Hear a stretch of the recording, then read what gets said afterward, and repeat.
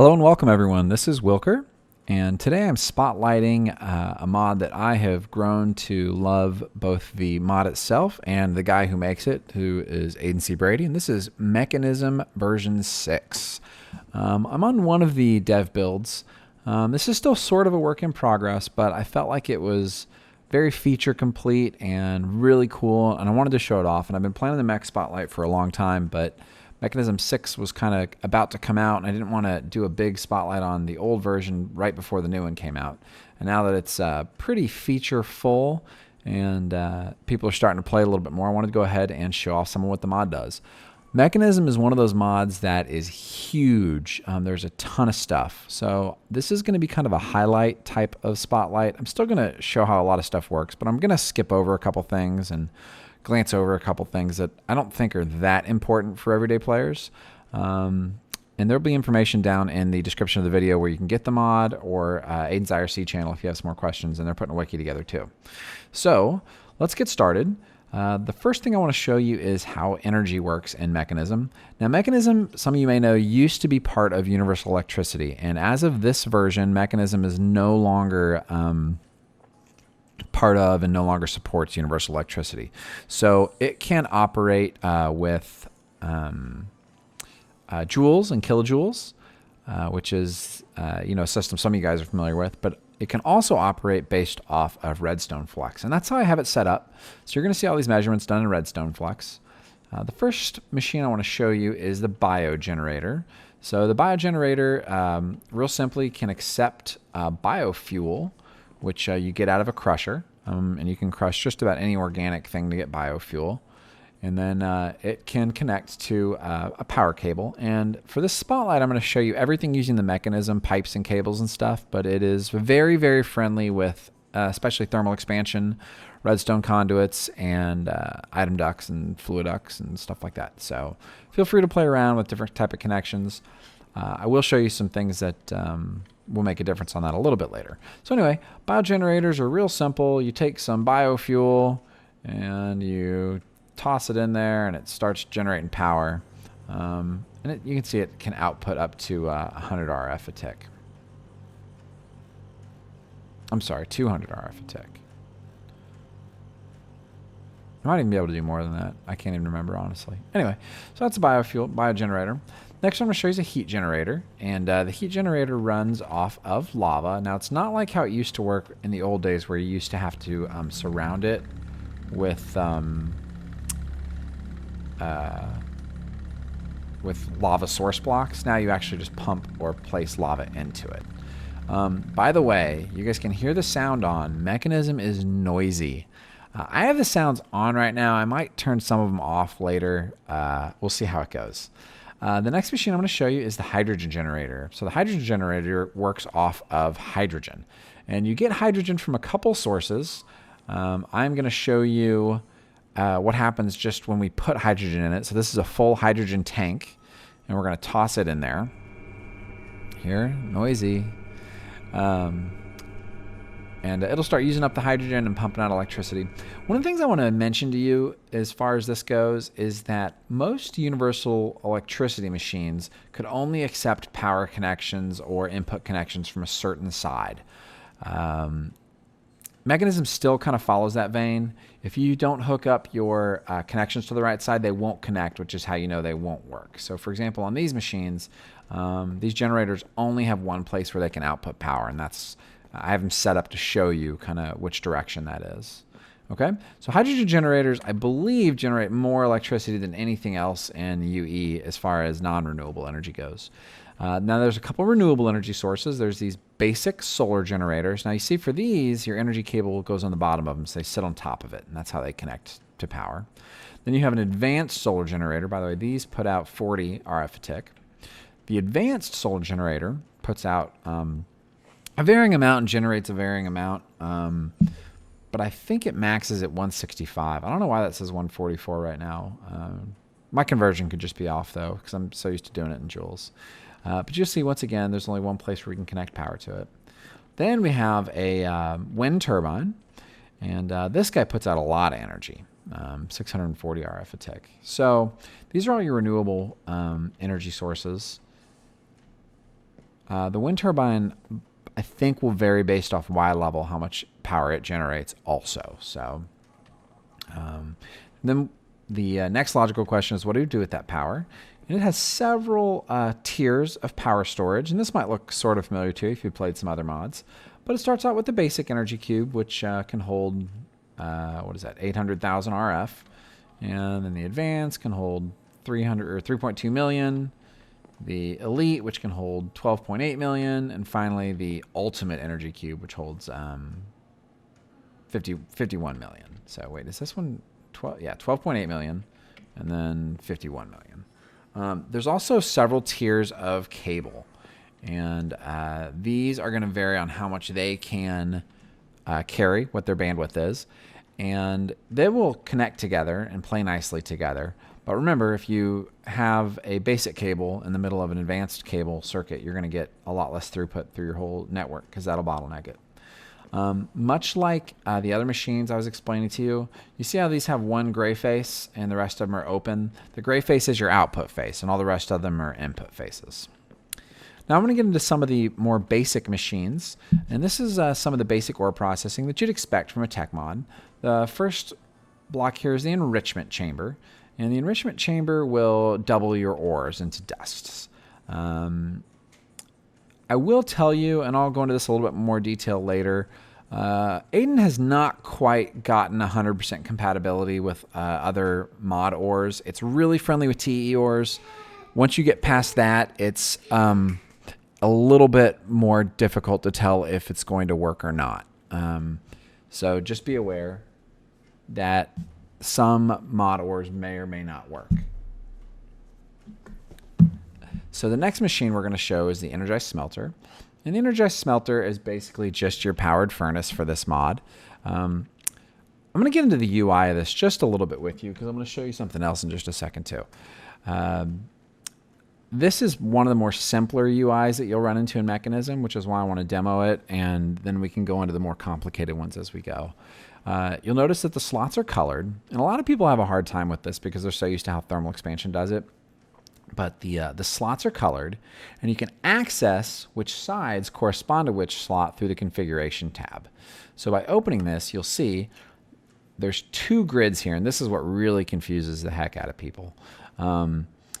The grid on the left is for the mech specific sorting, so we're not going to talk about that right now. The grid on the right is just your input correlation. So for example, this is currently set up to accept, look, bottom input, which is green. You notice that little electricity symbol? So that is for power. So it could accept power into the bottom slot, or power items like batteries and stuff. Orange is unused in this machine, and then it has regular input on the top and output on the right. And we can change that stuff. Like let's say I wanted to output in the back. So now it's set up to output in the back. Okay. The other thing in the configuration tab is that you can set it to auto eject. So instead of having to extract out of these machines, it can automatically eject. The last button here is for strict input. And strict input is where things get a little bit more complicated. Strict input means that it will only accept items colored by the Mekanism sorting system into that slot. And again, we're going to get into that a little bit more in a minute. And that's also what this box here is for. You can color the output to work with the sorting system. Not that important for this part of the demo, but later you'll see why it kind of matters. So the really cool thing that I love about the Mekanism machines are these factories. And what the factories are their multi-slot versions of the machines. Does that make sense? So this is basically 3 smelteries. See that smelting? 3 smelteries in a row. Now, you'll notice it has a couple more buttons on it. The configuration button is very similar. The auto sort button is neat. What the auto sort button is going to do is if you put a whole stack into one of these slots and you turn auto sort on, here I can do it real quick. Let's see. Let's get some, I don't know, let's get some gold ore here. And see that? It automatically sorts them and levels them out between all 3 slots. And it'll continually do it no matter how much is put in or taken out. Fancy, right? Does make it hard to empty the machine manually, though. And then those are your output slots, of course. Now, these have a secondary fuel bar. And for smelting, that's not a big deal. But for some of the other things we're going to talk about in a little bit, that will be a big deal. The last thing I want to show you is a really, really, really neat feature. I'm going to grab a couple of these. That Aiden, I didn't even know about this till I asked him. So do you see here this I and this O? What you can do here, so notice this machine is set up to smelt right now, which means that anything gets put in it will get smelted. Well, what if I wanted this machine to do enrichment for me instead, which is grinding into dust? Well, what I can do is I can take that little guy and I can drop him into there. And now it's an enriching factory, and I get my smelter back. You see that? So there's a lot of different functions that a factory can have. Let's say I wanted to turn it into a crusher. I can have it do that. Or a purification chamber. And I can have it do that. Just really, really neat. And it saves you the trouble of having to rebuild these factories, which can be kind of complicated recipes. As you go up in tiers, you basically just get more slots. So the Elite Factory gives you a total of 7 inputs and outputs. On the same deal, you can still just drop a different type of basic machine in there, and it will it'll switch over the function of the factory for you. The last slot that's on here that I haven't explained yet are these up here. And these are upgrade slots. And a lot of Mekanism machines have these upgrades. And there's 2 kinds of upgrades, speed and energy upgrades. Now, these both have decently inexpensive recipes to them. So it's not something you have to be afraid to make. The speed upgrade does come with a little bit of additional cost, though. If you put speed upgrades in, it drastically increases the energy usage of the machine. So make sure you look into these energy upgrades, too. The other thing I'll tell you that's really nice about the energy upgrades is it not only reduces the amount of power of redstone flux these guys take, but if your machine has a secondary power requirement, which we'll get into, it reduces the amount of secondary fuel it uses as well. So you have to be a little bit careful. Like if you're playing in cheat mode like I am right now in NEI, if you try to drop these into here, you're going to end up dropping them in your NEI window and you're going to erase them. So the safe bet is to either turn off NEI and then you can drop them in there, or with your NEI window open, you can shift click these and they'll go up into the right slot, and one by one they'll slowly power up the machine. So notice I'm putting speed upgrades in there, and watch this. It says look how much energy it uses. With 9 speed upgraded in it, this thing uses 2,000 redstone flux a tick. But if I put the energy upgrades in there, watch, it's going to start dropping way, way, way, way, way back down to a reasonable level. All right. So in here, I've just shown off some of the kind of miscellaneous stuff that you can do with Mekanism. So refined obsidian is a decorative block. Charcoal blocks, I don't know if you can see that really well. They're kind of dark, but another really cool block. And refined glowstone. And then possibly one of the most overlooked and coolest features of Mekanism is the charge pad, which allows anything that's on it to get charged. And you can just hook up power to those. A good way to charge power suits, if you're into power suits, or like redstone flux tools or other things like that. But you can also place your little buddy Robert on it. And Robert is your own personal robot friend. And he has all kinds of stuff he can do. He can teleport home. You can have him do pick up items for you. Like let's see if I had some arrows here. I'll grab them. Just like a good little robot should. He has an inventory.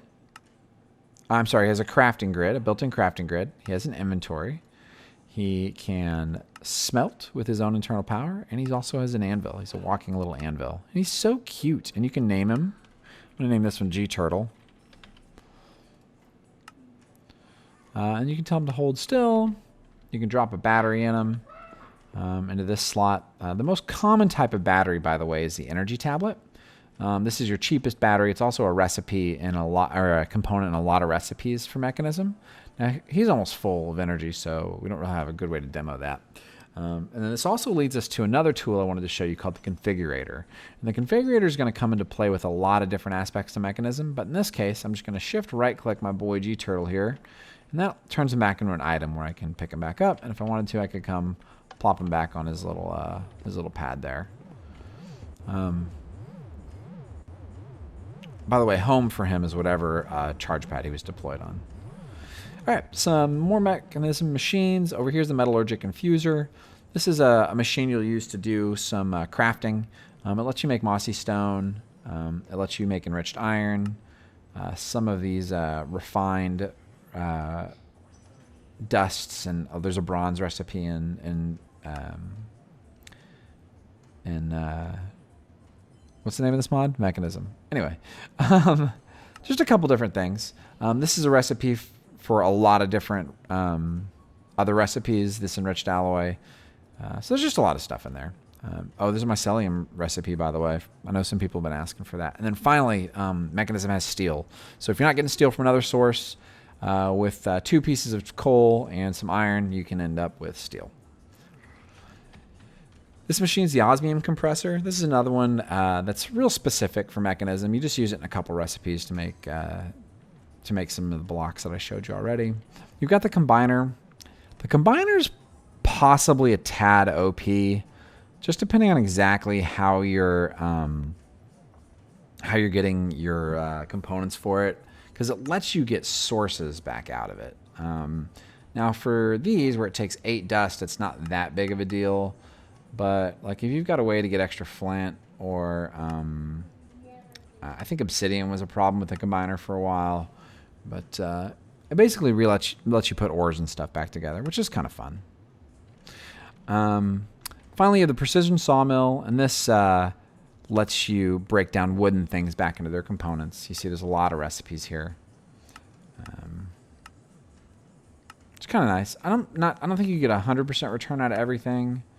Like a fence you only get 3 sticks back out of. But, you know, it's a nice way to break down components. You can get sawdust back out of it. Way to take apart redstone torches, because that's important. Next, I'm going to show you the bin. So the bin is Mekanism's answer to item storage. And the bin works very simply. It'll hold up to 4,096 items. You walk up to it with your item, and you right-click it. It'll put it in. Oh, I'm in creative mode. Good job, Wylker.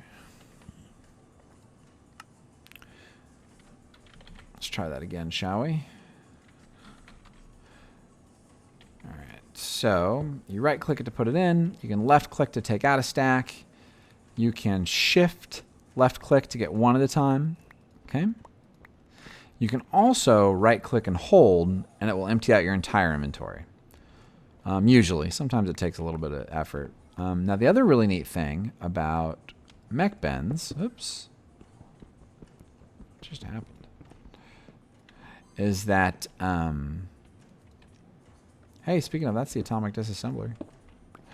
You can pick these up. So if I come over to the side of here, I don't want to hit the front of it because that'll pull some out, but if I come over here to the side and I grab that mech bin, you'll notice that in my inventory, I now have a bin full of 192 cobblestone.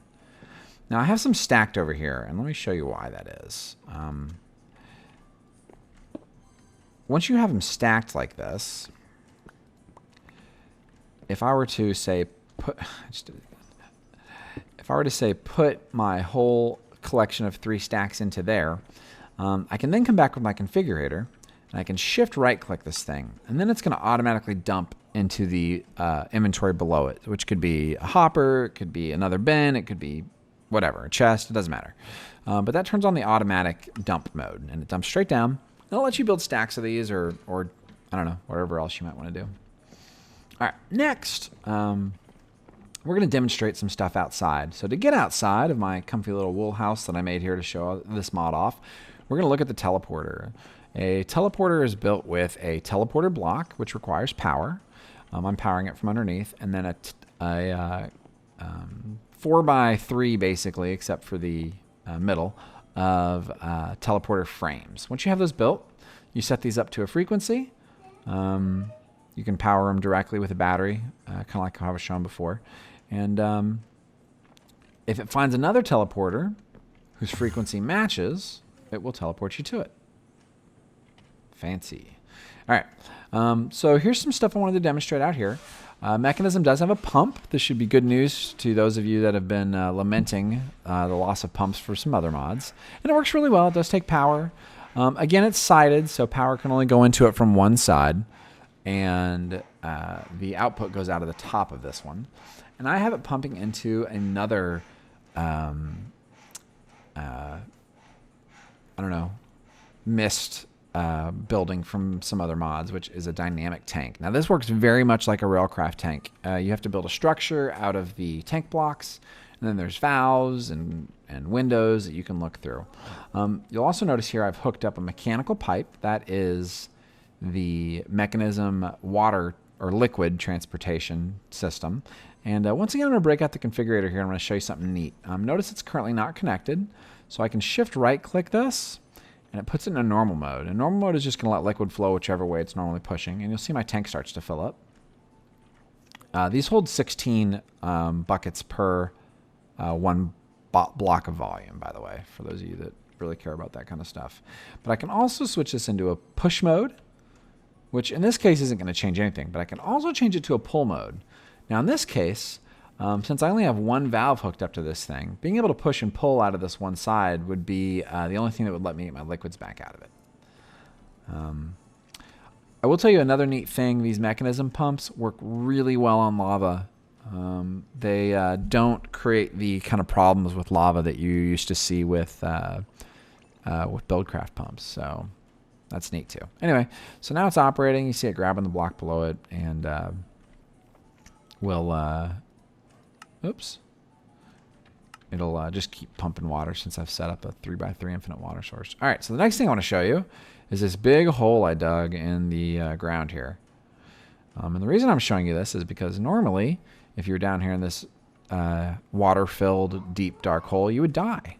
But I am wearing a sort of loud and obnoxious Mekanism scuba tank and gas mask. For those of you that haven't picked up on it yet, we already talked about hydrogen. This scuba tank's full of oxygen. Mekanism has really gone out of its way to introduce and utilize gases.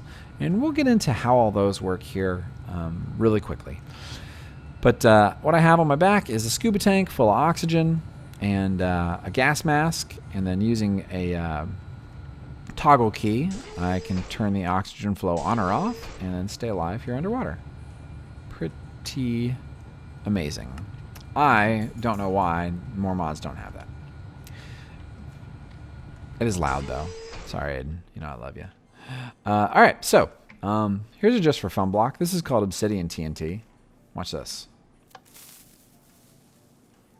Back away, run away. It might. Oh, oh, it did take out the tank. Look at that. That is a big hole. Yeah. So anyway, Obsidian TNT is pretty powerful. Should I fix this tank? Do we care that much? Sure we care. Of course we care, Wylker. All right. Now, one of the, I think, most identifiable parts of Mekanism these days is our friend, the Digiminer. This is really cool, and I have it set up to also demonstrate the Mekanism sorting system, which for those of you that have been playing for a while will look very, very, very familiar. So the first thing I'd like to demonstrate as far as this whole system goes is the Digiminer itself.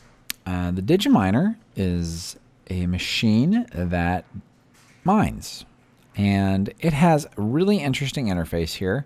As you can see, I was testing with it earlier to make sure it was working in my super flat world here because I wasn't sure if there's ores. So I wanted to show you what some of the buttons do here. It has the ability to auto-eject and to auto-pull from an adjacent inventory. It has the ability to silk touch. And the rest of this just kind of shows you what's going on, how much power it's got, this and that and the other. I'll probably do another video that's more of a tutorial on this, but I wanted to just kind of show how you can configure it. I pushed the reset button there, and that blew out all of its settings, and that gives us access to the config button here. And you'll see here I have it's set up to mine anything in the ore dictionary that is ore copper. And the bottom line here with this guy is that either by Using the ore dictionary, I could do ore iron and save, okay? Or, myself a gold here.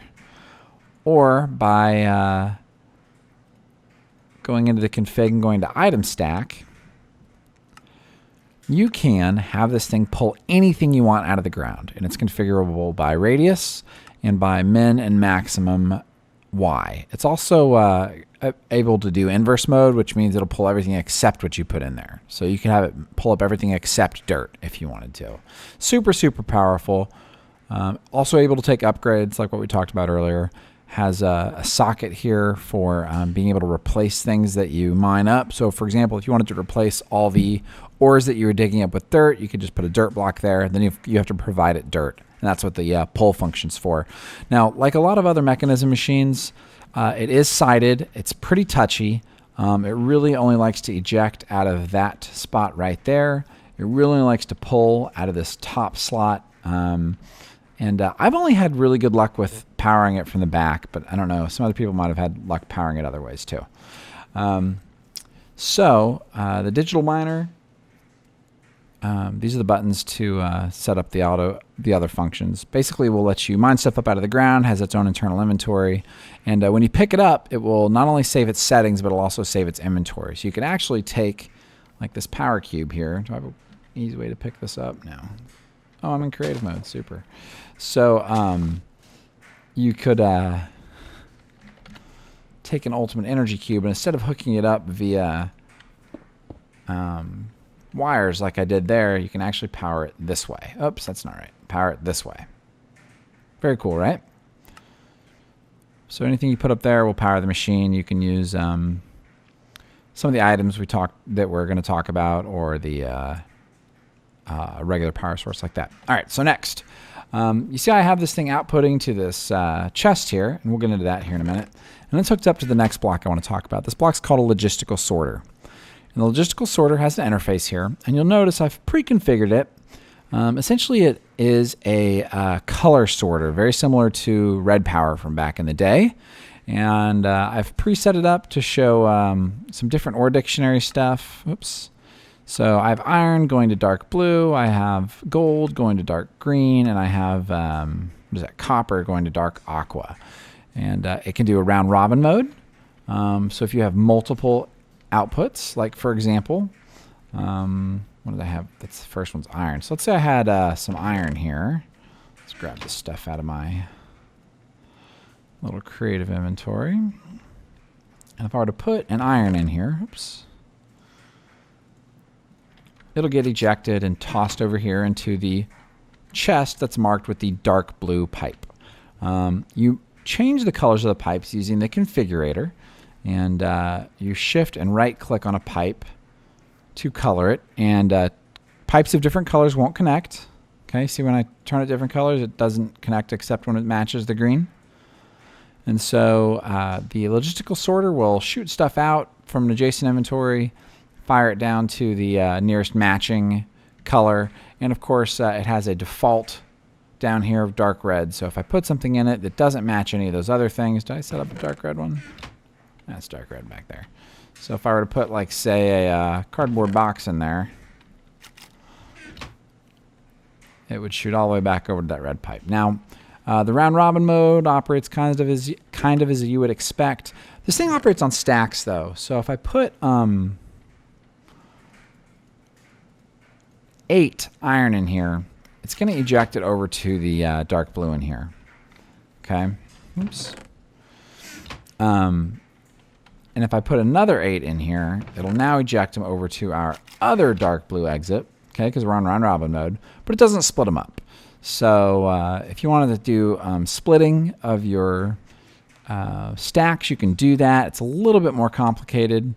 Over here in the item stack, you can have it change minimum and maximum quantities of stuff.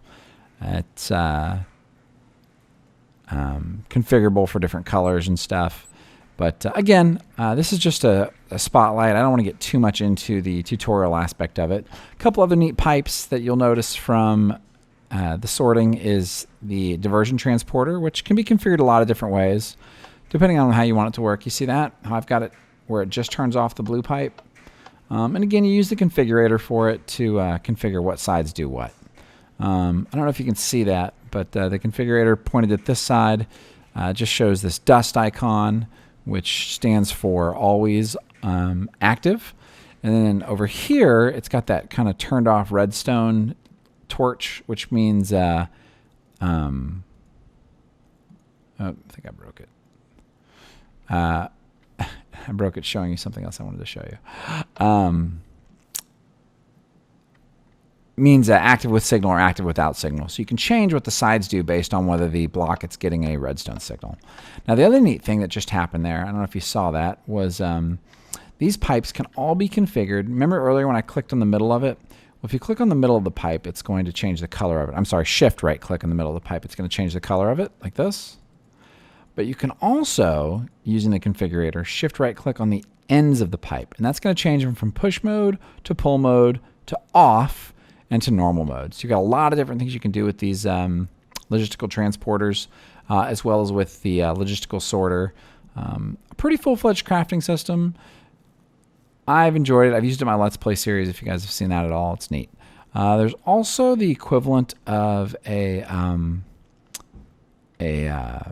vacuum pipe, but I don't know if it's working yet or not. There's also a restrictor pipe, which does exactly what you would expect. It changes the distance of the pipe from a value of 1 to like 10,000 or whatever. So it'll always be the furthest point away.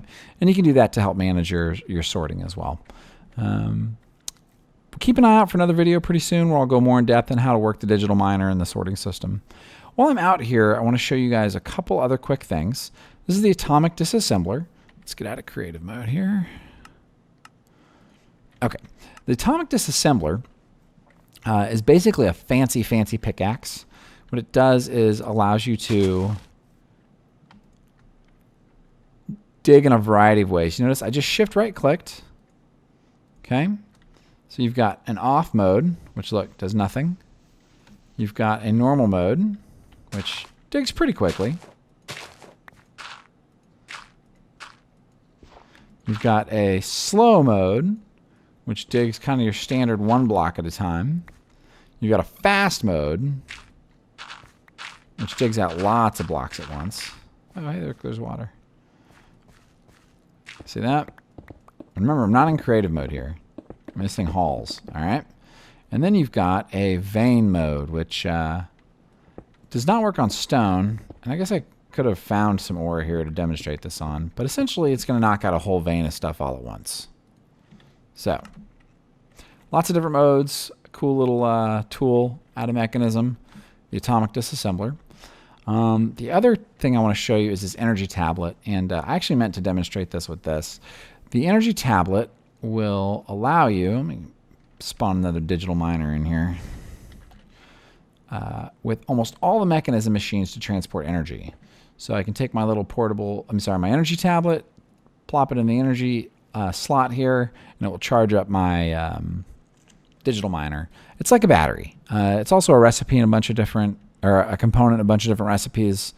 Lots of different neat things you can do with the energy tablet. Just, you know, fun stuff. Finally, the portable teleporter. So I don't know if you guys remember, we were talking about the teleporters here. If you remember, we used the teleporter to get outside, and you know, it was linked to this 000 thing. So these two teleporters are linked via that channel 0000. So I can go back and forth. But you can also have other teleporters laying around, maybe with some other signals, and you can use this portable teleporter to get to them. So I'm going to right-click this guy. I'm going to set it up to go to 1, 2, 3, 4. Hit teleport, and bam, I'm in a whole nother part of my house. And you notice this guy doesn't have the kind of portal effect on it like that one over there does, because it's not linked. But even though it's not linked, I can still use it with my portable teleporter. All right, so next, let's talk about one of the most exciting parts of Mekanism, which is ore duplication. Now, before I get too far into this, I want to point out that not everything can be duplicated with mechanism ore processing right now. We're limited to a couple things: iron, gold, copper, tin, silver, and lead. Now, coming soon, we'll be processing for ores universally, I hope. I've talked to Aiden about it a little bit, and I think he's got a neat plan and a neat idea to make it work, where it is completely universal and can be done with lots of different ores. I already showed you earlier when we were looking at the machines how to do the basic 2x ore, and that is simply by using the enrichment chamber and throwing your ores in there and getting dust out of them and then melting them down. Well, the next step is our purification chamber. So to purify ore, we need to pop it into a purifier or purification chamber, which looks like this. And the purification chamber uses two energy sources. It uses electricity, or in this case RF, and then it also uses a secondary resource. Now this can use two kinds of secondary resources. It can use either oxygen, which is what I have pumping into it now from a electrolytic separator, or if you are early game and you want to do some purification, you can throw flint in here and it will purify your ores with flint. So let's see what happens here. I take an ore, I plop it in, I'm going to get out 3 iron clumps. Step 2 in the 3x process is to crush those iron clumps using a crusher. And some obnoxious mech sounds. We get dirty iron dust. We throw those into our old friend, the enrichment chamber, and get 3 regular iron dust. And then we can throw those into an energized smelter. Okay, now this has actually been around for a long time. And people used to complain that it was a little bit complicated just to get 3x ore processing done. Well, you ain't seen nothing yet. Next, we're going to look at 4x ore processing. And the 4x ore processing involves a brand new multi-block structure right here called the salinization plant. You'll notice I have it built here. I have water pumping into it, and I've let this run for a while, so I've actually got quite a bit of resources built up. But essentially, a salinization plant is built as such with salinization blocks and a salinization controller and 4 advanced solar generators, along with an open top and a closed bottom. And you can check out the Mech Wiki for some more information about how to build that thing if you're having trouble. Once it's built, you come up here, you click the button, it'll turn it on. It'll give you some information about how well it works. You notice I have some of the mechanical pipes from Mekanism running here. And I have these bad boys set up to pump out of my dynamic tank. Ooh, pretty. Into this salinization plant. When you click on the salinization plant, it will create your multi-block structure, and it'll start processing your water into brine. Actually, you know, let's go out here and look at this whole process. So I have some fancy stuff set up out here. So what's going on? We have our salinization plant processing water into brine. We then pump our brine into this little guy, which is an electrolytic separator. We got power over here still? Yeah. So the electrolytic separator then, oh man, did this thing break when I reloaded the world? Looks like it may have. Oh, okay, I see what the issue is. I thought my machine was broken, but it's not. It's just too efficient. So I'm going to break those output pipes for just a minute. And what you'll see here is you'll see brine getting pumped in, and the brine being converted by the electrolytic separator into hydrogen and chlorine, okay, which are gases. And then I have another machine over here called a chemical infuser. And the chemical infuser takes chlorine and hydrogen. Let's get this thing pumping into there. It's still going too fast. Anyway, you'll see this thing ticking. And what it does is it takes the chlorine and the hydrogen and it converts it over into come on, show me hydrogen chloride. Gosh, I wish I could show you some output on these things. In this case, I wanted to show you another Mekanism machine. This is called a rotary condensator. And you see a G and an L on here, and this G and this L is designed to convert gases to liquids and vice versa. So I just wanted to show you a real quick demo of this because you'll notice I have a pressurized tube running into my condensator, which is then making hydrogen chloride into liquid hydrogen chloride. And then I use a mechanical pipe to pump that stuff back out and into this now full, oh no, it's not quite full, this dynamic tank of liquid hydrogen chloride. So it gives you an option for mass storage of this stuff. And this whole setup here isn't producing very much at once. You could obviously be a lot more efficient. Having one machine do both your chlorine and your hydrogen is not really a very good idea. But when I pump those together, I get my hydrogen chloride. I have some converting over there into liquid, and the rest pumps way, way, way, way, way over here to the machine I want to show you called the chemical injection chamber. And a chemical injection chamber is going to take our ore, it's going to inject it with hydrogen chloride, and it's going to spit out at the very end, I guess I could have put some upgrades in there, 4 iron shards. Now we take our iron shards, we walk back over to our 3x ore processing, we throw these bad boys in there, and now we end up with 4 iron clumps. And you guys know how this works. Now, I want to show you something else. All these mech machines have these configuration things on them like I showed you before. So I can actually take these logistical sorters, right? Oops. And I can do this. And I can have all of these outputs set to the right and inputs set up to the left, like that. Okay. Turn auto eject on. Turn auto eject on. Auto eject on. And now, anything I drop in there, we already did those, will automatically get pumped out and over there into the next machine for processing. Fun times, right? Okay, so what happens if 4x ore processing just is not enough? If this giant multi-block structure and all that chemical processing just does not quite do it for you?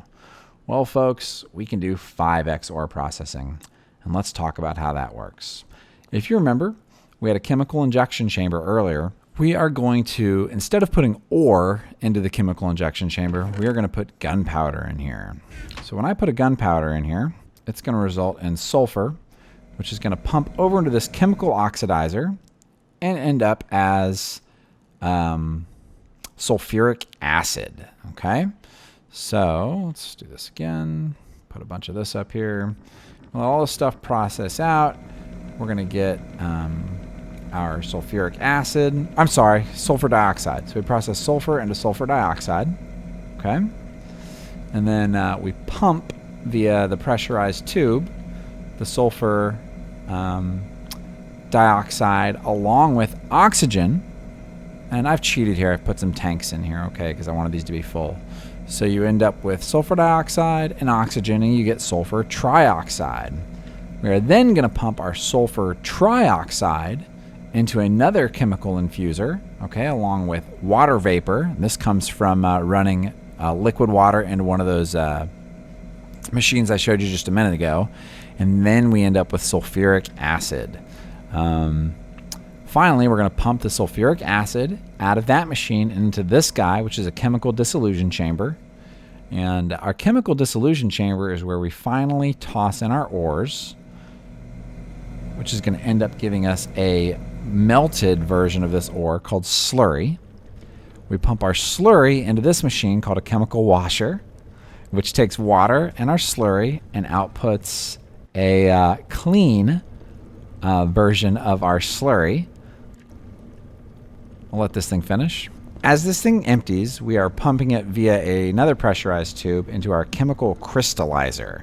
And you'll notice the chemical crystallizer will automatically detect what's getting pumped into it, which is the clean iron slurry, and it will make iron crystals. And if you remember, I put 1 ore into there, and with 1 ore, I'm going to end up with a total of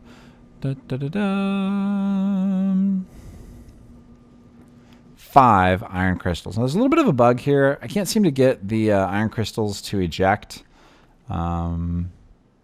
automatically, but whatever.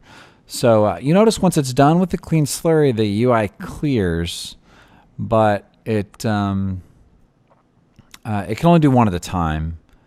So if you were going to have multiple processing chains set up, you may want to have them all sort out differently. But anyway, then we have our 5 iron crystals, and we're going to walk back over here to our, I think I can throw these right in the purification chamber. Oh, no, I got to chemically inject them first. So I don't know if you guys remember, a minute ago when I put an item in here, it used up all the hydrogen chloride. And earlier I mentioned the efficiency of the energy upgrades. So now watch what happens. When I put these energy upgrades in here, it is going to use less and less and less energy to do an entire processing chain. You see that? So before, where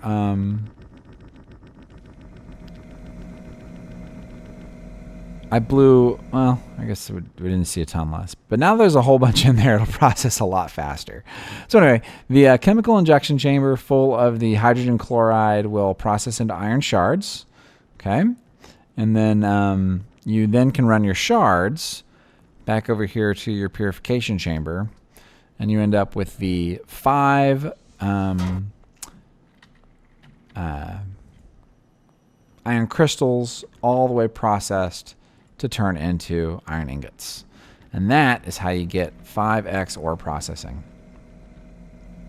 I want to show you guys kind of the guts of this machine back here. Sort of complicated. I use microblocks to keep my pressurized tubes from connecting. So remember, I was pumping gas from one machine to the other. I also needed water both for my rotary condensator to get water vapor pumped into one of those machines, and then also water pumping into my washer to get the dirty ore turned into, the dirty slurry turned into clean slurry. So quite a process. Kind of fun though. I don't know if it's 100% worth it. It seems like an awfully lot of work to get 5x ore processing, but I don't know. I think you can make some cool production chains off of it, which of course is the entire point. Guys, that is it. That is everything I have to show you about Mech 6. I hope you enjoyed watching. I hope you learned something. If you have any questions, go ahead and post them in the comments section, or you can hit me up on Twitter or an IRC. I'm usually around, and I'll usually answer. And please feel free to jump in and watch my Let's Play series too. Mekanism is heavily featured in my current season.